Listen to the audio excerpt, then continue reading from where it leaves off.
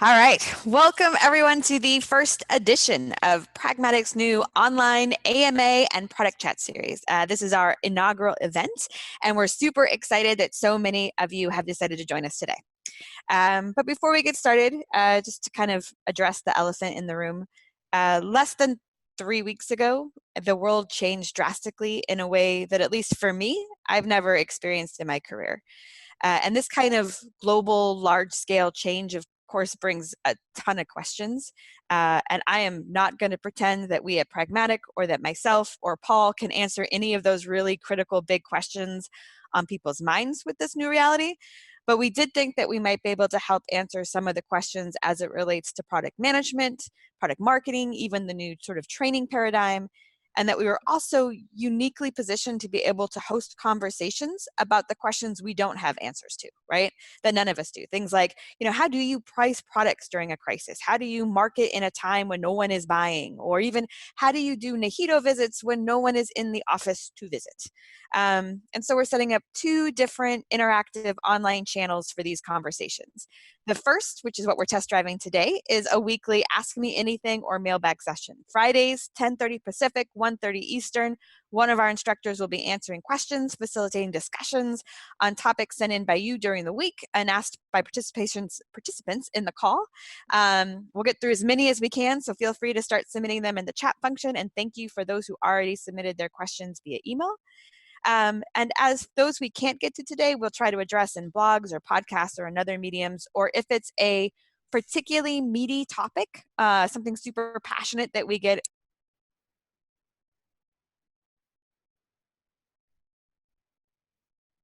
Rebecca, I think we lost your audio. Oh, darn, gosh. There you go. You hit your button.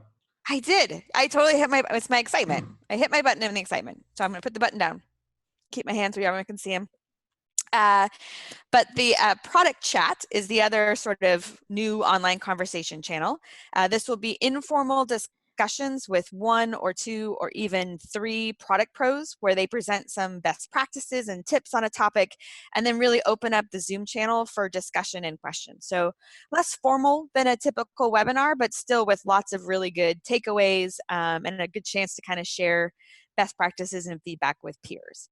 So that's our plan to keep the conversations and the networking going through the next weeks, the months, the years. And this call is our MVP. So as such, after this call, please share your feedback, your suggestions, what worked, what didn't, what topics matter to you. And then you can just email me those directly at the address on the screen. So you don't have to just know how to spell my last name, or you can shoot us feedback in the Ask the Pack form or on social. We really want to evolve and make sure that these events are really the most useful and productive they can be for you guys. So that's why we're here. And who's here with us? Well, there's dozens and dozens and dozens of you joining us. We've also got one of our most popular instructors, Paul Young. Paul has more than a decade of experience leading hardware, software, service product teams. He's also had the pleasure of teaching thousands of you from the front of the classroom, and most recently, over the last month, starting last December, from teaching you from the comfort of his own home office, which is where you see him in now. So welcome, Paul. Thank you. Thank you. I'm excited to be here. I'm really jazzed to do the first AMA with Pragmatic and with all of you. So excited to see what you come up with, and I think we'll have a good time. But I will say that y'all are embarrassing me because nobody has their video on. So you got to turn on your video, right? We're trying to break Zoom, and so I don't know what's the upper limit of like people that can have their video on with Zoom, but we're gonna try to get there. So I'm challenging everyone. Right? Nobody cares about your pajamas. Nobody cares about how messy your office is. Turn on your video. Be like me. We're going to see each other's smiling face, and we're going to have a good time today. And, if you're intimidated by Paul's background, you can just look around. I'm like in the corner. You might see cats, dogs, whatever. Don't be intimidated. It's all good fun. All right, Paul, I got a good question submitted yesterday via email. So I'm going to start there. All right. Go for it. Okay. So the question, they've seen the distinction between product manager, product owner, and product marketing work well. A new role, product operations. How prevalent is in the market and what spawned it? Yeah, good question. So product ops or product operations is coming up more. And like you started to see it in development first with DevOps, right? I'm sure many of us have DevOps groups that we work with. Well, product ops is kind of like the other side of that coin. And the idea behind product ops in a lot of companies is that they're looking at things like metrics, they're thinking about measurements, they're looking at things they can do to lift off of the product team so that they can focus the product team more on the things that they want the product team focused on, which is, the strategy, the roadmap, where are we going, not having to necessarily dig into all the analytics and looking at that. So what I typically find product ops doing is working with their data science team to look at the analytics for the products, assessing metrics, publishing dashboards, and basically the care and feeding the health aspects of the product and clearing the decks so the product marketers and product managers can do a little bit more of what they were hired to do. At least that's the idea. As to how prevalent is it? Not super prevalent yet, although it's definitely coming up. I would say, rough estimate, I don't have data on this, but I would say, maybe 15%, 10 to 15% of the companies that I go work with nowadays have product ops in place. And that number is rapidly growing. And I think it will continue to grow because it's a pretty valuable role. But yeah, it's definitely coming up to sort of a hot role now. You will see a lot more product ops job postings out there in the world over the next year than you've ever seen before. Do you want to do a quick poll and see who here has product ops in their organization? Yes. Actually, this is a good opportunity. So if you look under your participants panel in Zoom, there's a little thing called raise hand where you can raise your hand. And so go click on that raise hand button if you've got product ops. And I don't have raise hand, but I have clap. So I'm going to clap. There you go. I'm clapping for myself. There you go. So yeah, raise your hand if you have product ops in your organization. I see Rob does, Daniel does, a couple of you. And we've got about, 80 or 90 or so participants on here. Okay, so more of you coming up. So about 5, 6 of you. Okay, good. Chad, Stark. You're going to see more of it as we go through. Like I said, it's going to be raised in popularity. Pretty much every company that's doing software nowadays has a DevOps group. And so I think you're going to see it follow a similar curve. Product ops, especially in software, especially in B2B, you're going to see a lot more product ops in the coming months and years. All right, go ahead and put down your hands because we might use that in the future and I don't want to influence the future stuff. And maybe we can do yes, no too. I think the raise hand, not everybody has.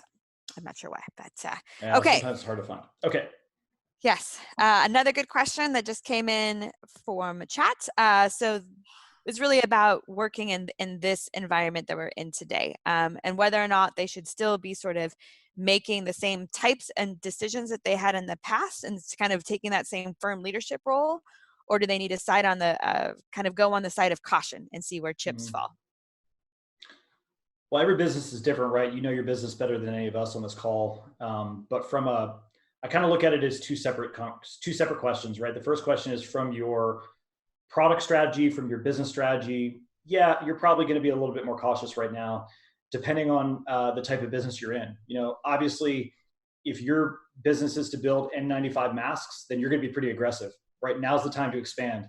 Now's the time to invest in manufacturing and all those things you need to do to push more out the door because you literally cannot build enough of that product right now. On the other hand, if you're building something that the market would look at and say, that's not an essential business, then maybe it's time to, pull back, work on tech debt, work on some things that are a little bit more conservatively focused and not, maybe defer that big product launch that you were going to hope to do at the trade show a little bit, so that you can work on some of that other stuff. But from a personal standpoint, like you and your personal brand, I would say now is the perfect opportunity if you're a product marketer, if you're a product manager, if you're a product owner, if you're any of those types of roles, to really kind of seize the brass ring, so to speak, and get that leadership, that thought leadership in your organization where people start to see you as the, president, the CEO of your product, so to speak. That's the old analogy. And there's a lot of ways that we can do that. We'll talk about some of them here today using tools like Zoom.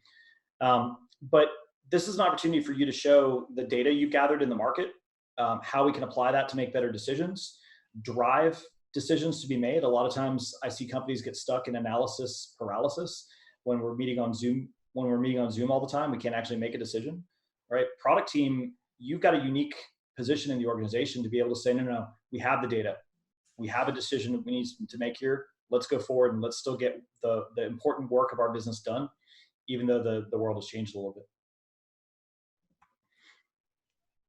Yeah, I think sometimes in the face of adversity can be a big time to show your leadership, even if you don't technically have that title, and to be able to kind of demonstrate your strength. Exactly. The cat is sitting on the list of questions, so I'll move the cat. Uh, curious what your read, this is another email question, curious what your read on the B2B market looks like given this current situation. Will anyone be buying, and if so, what do you think they'll be focused on? And I think it'd be great to hear if people were having sort of peaks and valleys in their own business today. Yeah, I would love that. And so this is a good opportunity for you guys to type into the text chat box and talk about your situation as well. So, I'm curious, I'll give you my perspective as to what people are buying and not buying, but in B2B, I'd like to hear from all of you, whether you're B2B or B2C, what's working, what isn't, within your product portfolio. I have found just from the students that I've had in class in the online sessions that I've taught over the last month, that it's the normal spaces that you would expect to be really impacted during a crisis like what we're going through. So you've got a lot of demand in, obviously the healthcare space, the insurance space, the med tech and biotech space is getting slammed right now. And then other spaces like entertainment, things like that, leisure, a little bit less so. So they're kind of having to pull back a little bit and be a little bit more cautious. But then you have tools like, Facebook, where everybody's running to, because that's, we talk about social distancing, but that's the one place we can actually go, our social channels to have those conversations now. So they're actually doing pretty well. They're getting more viewership. And somebody told me the other day that Zoom, obviously people are buying Zoom, they're buying collaboration tools, they're investing in Slack, Teams, they're doing Basecamp, they're doing all those tools that we don't use every day, Jira, Aha, etc. Somebody told me the other day that Zoom had, or at least has, a higher market cap than Uber for a period of time. And it just shows you, like, wow, that's pretty amazing if you think about it. Like the amount of traffic. Somebody showed me a graph that said the traffic on Zoom had like quintupled over a period of just a couple of weeks. Pretty amazing. So yeah, if you build collaboration tools, you're, as we say in Texas, you're in high cotton right now. You're doing pretty well. It looks like I was kind of reading through the chat, and I think that's very similar to what people are talking about in the B2B space. There are definitely some places that are seeing upticks. It was an interesting comment that someone was kind of stocking their cupboards as a B2B market in the same way that so many people did in the B2C side, in case there were logistics issues getting products and things that they need. We're all looking at how we pivot our business right now. Pragmatic is no exception. Many of you have come to the trainings that we've done in the past. Maybe I've even had some of you in our live classes that we've done in person. And those have worked really well for a long time. But what happens when like your entire business gets turned upside down overnight and all of a sudden you can't do live classes anymore with real people sitting around? We had to completely re-architect the way we do business and now move everything online. So we use tools like Zoom, and everything like that. And so we've been doing these online sessions, teaching just like what you're in now, for months now, and ironing out all the kinks and learning a lot. But it's pretty interesting when you think about moving an entire business model roughly in just 30 days to a whole new way of working. I'm sure many of you are doing the same things. We got a good question into as part of that chain too. It was from Steve, who was talking about how to do Nahito and market visits during this time, right? When people aren't necessarily accessible because they're on furloughed, and being sort of cognizant of what they're going through, right? And getting your stuff what you need, but not coming off tone deaf. So any thoughts about that, Paul? And I'd love to hear from other people if they've managed to get some market visits in the last few weeks. Yeah, if you've put in any market visits, or you're familiar with our terminology, we call it Nahito. Nothing important happens in the office. Getting out of your office physically, virtually, talking to your customers, understanding what's going on in their world, observing them, interviewing them. That's what we refer to as a Nahito visit. And if you've ever been to a pragmatic session, you know that we build that as the foundation of everything that a product manager or product marketer is going to do. Because if you're going to do pricing, if you're going to do positioning, if you're going to do business planning, if you're going to do requirements, you have to understand your market. It's pretty critical. And so we are always encouraging people to get out from behind their desk, to go out into their, what I call their customer's native habitat, wherever their customer lives or works, because that's where their problems are. We want to find out about their problems to build the right product. And so I'm curious how you guys are doing it today. Obviously, right now, you can't go into their native habitat for obvious reasons. So how do you do it? How do you do a Nihito visit? Well, guess what? It's still possible. I don't use that as an excuse to not go. You can still go into their native habitat virtually using tools like what we're using here. And so we've actually conducted Nihito visits before over tools like Zoom. Now, obviously, it's different.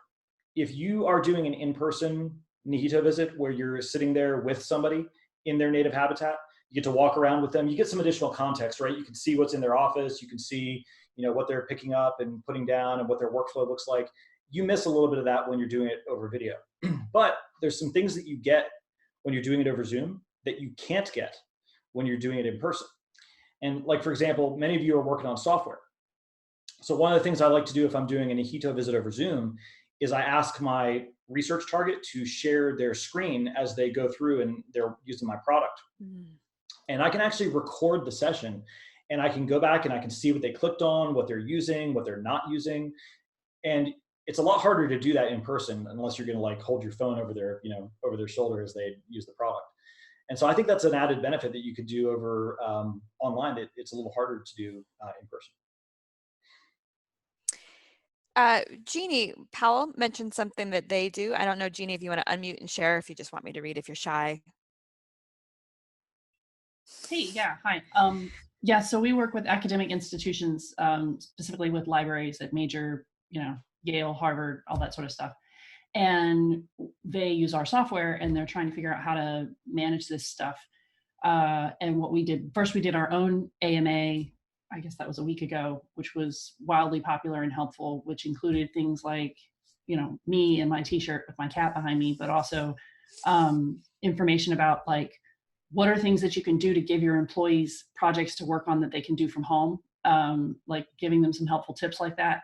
And also, what are the changes that we're going to make in our software, like right the heck now, so that you can do something this week that you weren't able to do before, which made us, super sexy and popular with them and all that stuff. But then we also set up these separate meetings with very, very small groups of them. So it's like it's a Nihito where you can magically talk to Yale and Harvard and Cornell all at the same time in their living rooms with their respective cats and talk about what's important to those specific subsections of our market.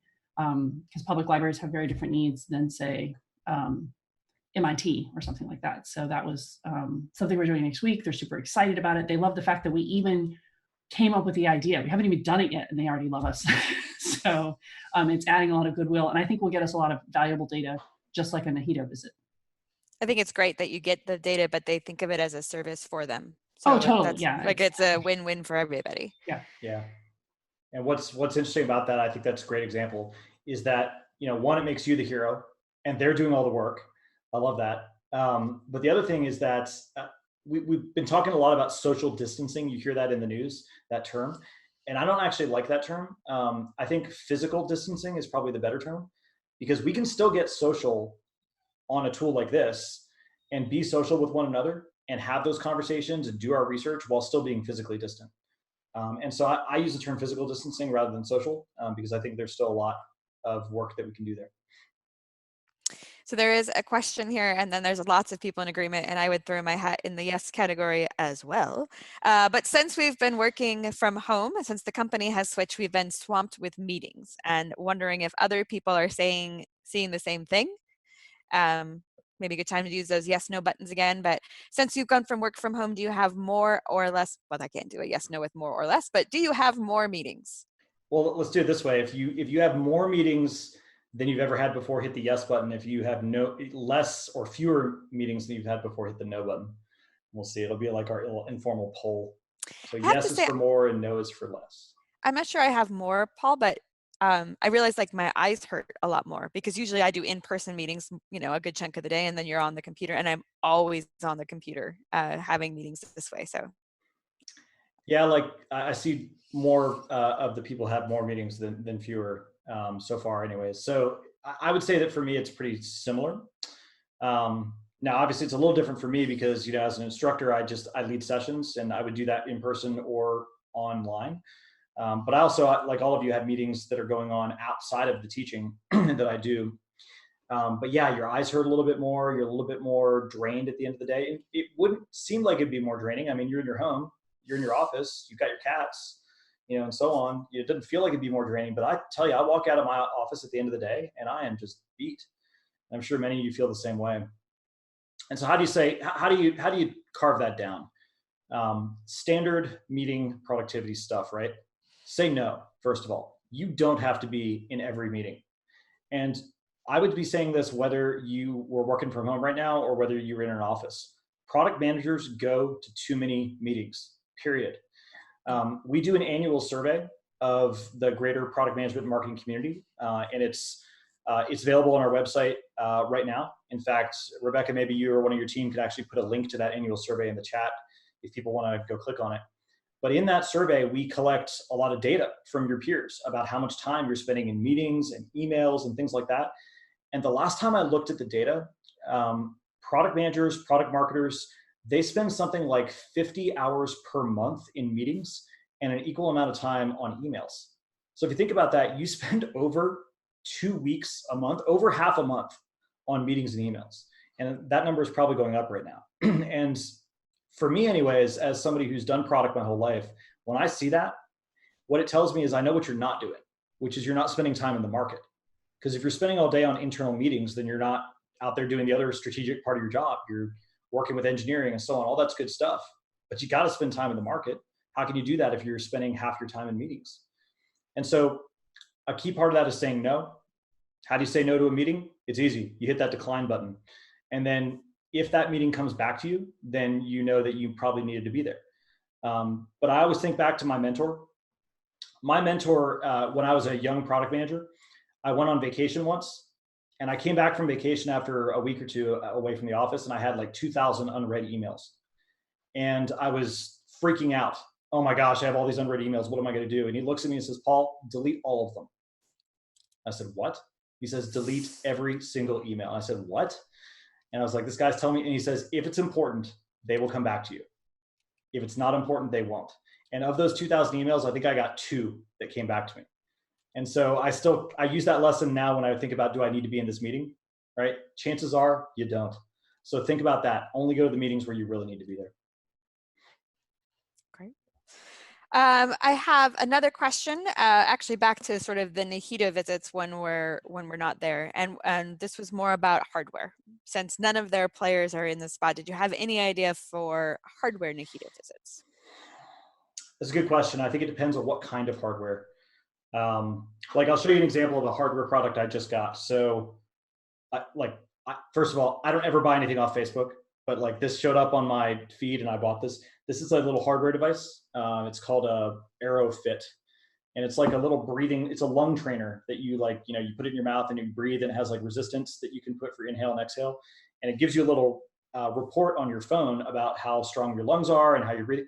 It'd be really easy for the product manager for this to do a virtual Nihito visit with me, just over Zoom like we're doing now. Like this kind of product would lend itself to that very well. Hardware, software, that kind of thing, B2C focused.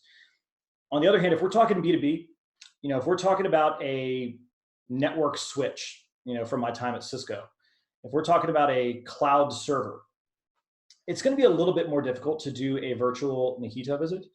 And so my Nihito focus, if I was working on one of those types of products, would be a little bit less on the observational aspect and a little bit more on the interview aspect. And so if you remember from training, whether I did it with you or another instructor, we ask open-ended, high-gain questions. Questions that are cannot be answered with a yes, no, and return a lot of information. And so that's where my focus is going to be if I'm doing hardware right now, rather than observation. Scrolling through all the questions. Okay, I have another email question. This is, and I think this is, again, one of those things that may be newer for some than others, but making shifts as we work remotely and tips on how to keep camaraderie and productivity, particularly when working with adjacent departments. how to keep development focused and sort of bought in. Yeah, it's a balancing act, right? So on one hand, we just said, don't go to so many meetings, but on the other hand, like, how do you build camaraderie without meetings, right? You got to meet with people.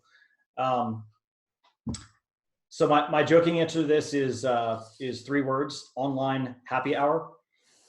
That's probably a good way to build camaraderie. In fact, I've done a couple of those. I'm sure many of you have as well. We actually had happy hour last week over Zoom, where we got a bunch of people together and we all had our drinks, and you're able to talk about something other than work. That's a pretty good way to build camaraderie. I like Jeannie's suggestion of adding a pets channel to Slack or Teams, or maybe a meme channel where you can post your memes as well. That'd be good.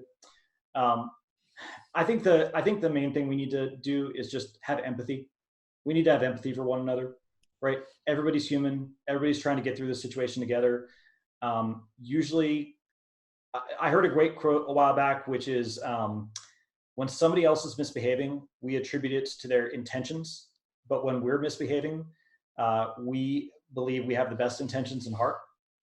And so we tend to, look for bad actions out of others, but not see it in ourselves. And so I think we need to just build empathy. We need to believe that other people are trying to get the same work done that we are. One-on-one meetings can be really helpful. Just pick up the phone and talk to somebody, right? You don't have to wait for a big group session to hash something out. It's okay to call somebody. Yeah, listen generously. That's a good term. Great. Gosh, another great question. Alicia asks, for B2B market research, should we be pivoting as to who we're targeting? So the pivot of who you target for, well, B2B or B2C, for any type of research, is what problem are you trying to solve in your product? And so if your product is, for example, first generation, you're trying to get your foot in the door to make the initial sale, then our primary target is obviously on buyers, because you're never going to get your foot in the door without the buyers buy-in. And so that's what we're going to talk to you there. On the other hand, if you've got a mature product, you've got a big install base, you're trying to keep them happy, you don't want to lose them, you're reducing churn and so on, we're focusing more on users. And so I think the question is less about, in times of crisis, who do you focus on, but more about what problem are you trying to address in your product? Are you trying to induce sales, in which case it's the buyer? Are you trying to increase usage? Are you trying to increase customer sat? Are you trying to get renewals, in which case it's more of the user? It's probably a mix of both for most of you that have mature products, but where is your product in that life cycle? That's going to dictate more of who you talk to. So Paul, this question is a little bit more specific, but in this kind of time of crisis, how does pricing play a role in our reaction to the market changes? Or when should we, sort of think of that lever to use? Yeah. So, well, first of all, let's step back from the crisis for just a second, because this too shall pass, right? That's going to go away eventually. So price is probably one of the most powerful and certainly the fastest lever that you have to pull on as a product person in order to change the course of your product. You think about, the 4 P's of marketing, product, promotion, price, and place. Making a product change takes quarters. Making a promotional change, you could make it today, but it might be a month or 2 before you see the impact. Making a sales channel change, that takes a long time. But making a pricing change, you can make that overnight and see the impact right away. And so let's recognize that price is a super powerful lever, but like any powerful weapon, it's dangerous if you turn it in the wrong direction. And so pricing right now in this crisis time is the risk is even higher than ever, because we don't want to set a price that people would look at and say, that's not fair. You're being exploitive. You're gouging, right? That would be the worst thing, because the damage to your brand and to your product is going to last a lot longer than the price change, because you're going to roll it back really quick. We're seeing this right now. I talked about the N95 masks. Somebody was called out, just yesterday. I saw something on my Twitter feed about they were selling masks that used to be $7 for a case of 100 for $4 a piece. It's like a 2,000% price increase. And most people would look at that and say, that's not fair. That's gouging, right? You're out to get us. And so price changes, specifically price increases, are actually okay during a time of crisis, but you got to be careful. If you are raising your price so that you can expand production, so that you can bring in more resources to build more, you think about the masks as an example, maybe it's okay to go from $7 to $14 for a case if that allows me to open up another production line or produce more. Most people would be okay with that. They might not be happy about it, but they're going to be okay with it. On the other hand, if I'm putting a 2,000% price increase and I'm not using it, it's just going to my bottom line. Most people are going to be pretty upset about that. They're going to feel like that's gouging. So we got to be really careful there. So I think the question you got to ask yourself when you're pulling on the price lever, especially right now, is, are you thinking about the risk aspects of pricing? And would your market perceive that price change as fair or unfair? And how are you presenting it to them? I hope that answers your question. I think Doug asked probably the question that's just on everybody's mind in general. It might be a great way to use the breakout rooms, is will the market ever go back to normal after all this is finally over? Or is this how it will be forever changed? And where do we think some of those permanent changes might be? What does the new normal look like? Yeah. Actually, yeah, I want to use the breakout rooms for this. So here's what we're going to do. Zoom has this feature that we use when we train called breakout rooms. And what I'm going to do is I'm going to break this whole session up into a series of smaller individualized breakout sessions. And so you're going to be in a little breakout room with like 5 or 6 of your peers. And I want you to have a brief discussion about what the new normal is going to look like. And then we're going to leverage our group collective knowledge when we come back to see if we can find any key learnings. Did we come up with the same things? Did we come up with different things? And so on. So what I'm going to do now is I'm going to break into those rooms, and that's your assignment, is to figure out what is new normal going to look like and how are things going to change or not change as we move into the future. And so let's see, I'm going to set this at 12 rooms, create breakout rooms. So go on into your room. I'm going to leave you there for about 5 minutes, then I'll pull everybody back and we'll see what we came up with. All right, welcome back, everybody. So I'm curious how your discussion went, what you found out. First of all, some people, we had this AMA scheduled for 30, but we got so many questions that we actually are going to just keep going for another few minutes here. So if you got in a room and you only had a handful of people, that's why some people had to drop off and so on. But I'm curious how your discussion went. Like, what did you find out? You can either unmute and shout it out, or you can type it in the chat. What do you think that normal is going to look like as we move into this new world post COVID? Okay, so I am dialing in from Epsom, Surrey, in the UK, just outside of London. And I was just saying that we used to go shopping into supermarkets to buy our groceries on a weekly basis.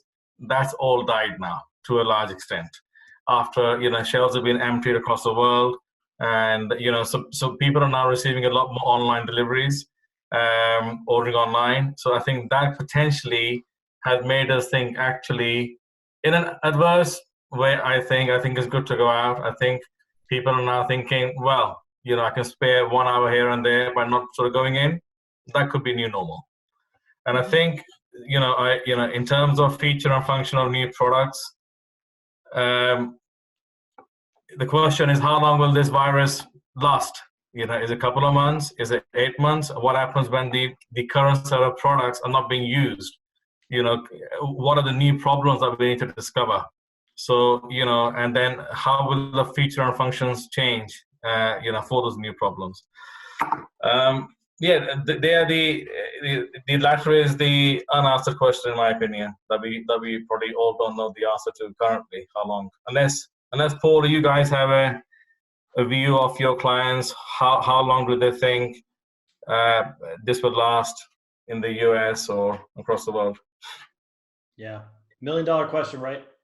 I'm not going to pretend to be a doctor or a epidemiologist or any of that. So I think I'm not qualified to answer that question, but it can't be soon enough.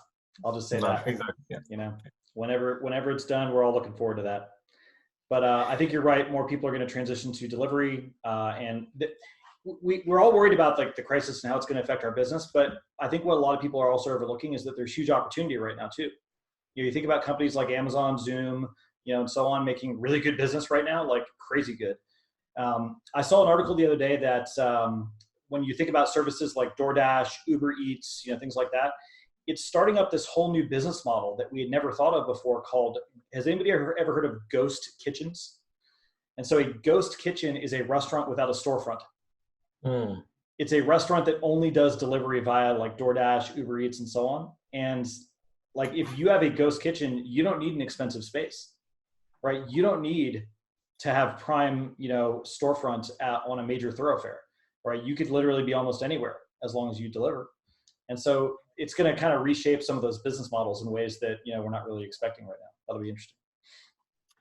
I think, sure, yeah. I think people who will probably get hurt in this thing is not the likes of Amazon. I think Amazon already have way too much power. It's the small businesses. It's your hairdressers, your dog walkers. I think Jeannie just made a point about going to farmers market, which I think is great. It's our responsibility to support small businesses and people where we live in our communities. If that stops, that will be a negative backstep for the world.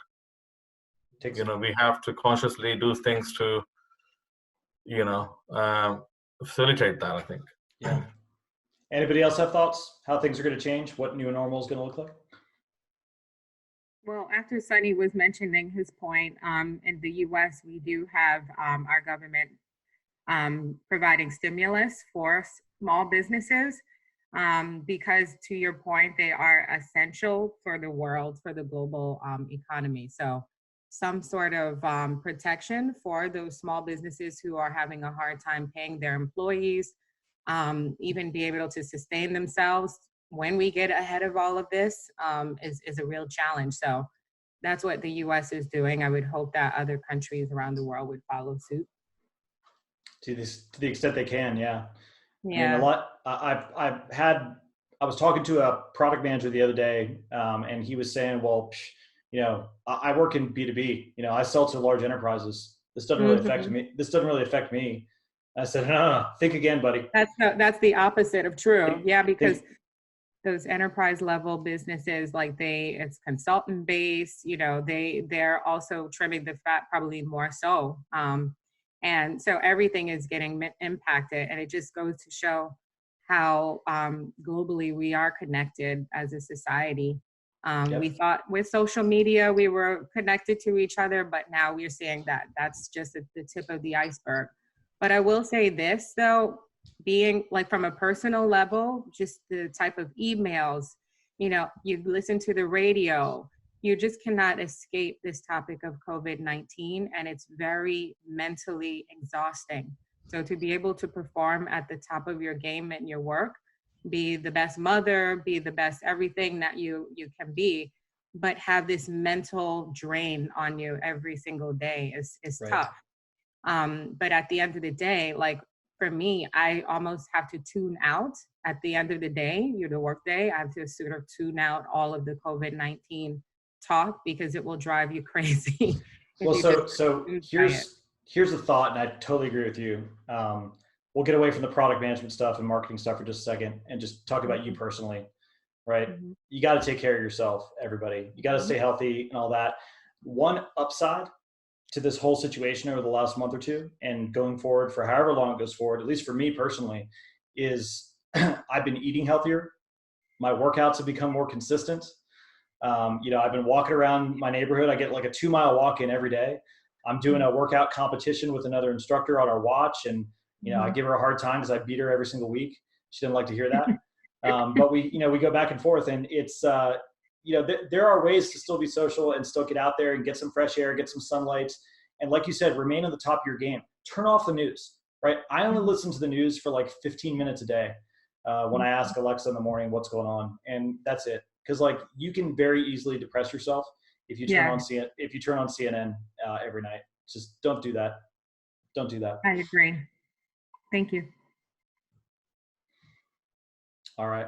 Rebecca, were there any other questions that were top of mind for this? Not at this point. Was there anyone else who wanted to share feedback from their breakout session? No? Guys, we so appreciate you joining us today. And I really, really mean it when I say, please, any ideas that you have about how we could structure this differently or do something different to make these conversations good. I think it's just a great way for all of us to share practices. So again, AMAs will be every Friday. And then also we're starting this product chat series. So kind of a look with Joy Levin, who is great. If you don't know her, she does a lot of market research stuff, talking about some of those questions about Nihito and what's important to focus on now and how you might be able to do it. That is going to be this coming Thursday. But we appreciate you joining us. Thank you for your time, everybody. Stay safe and let us know how we can help you guys during this time. Thank you, Absolutely. Paul. Thanks, everybody. Have a great weekend. Thank you, everyone. Yeah, this is really good, actually. Great. From, Thank you. yeah, great. Thanks so much. All right. Thank Stay safe. you. Stay healthy.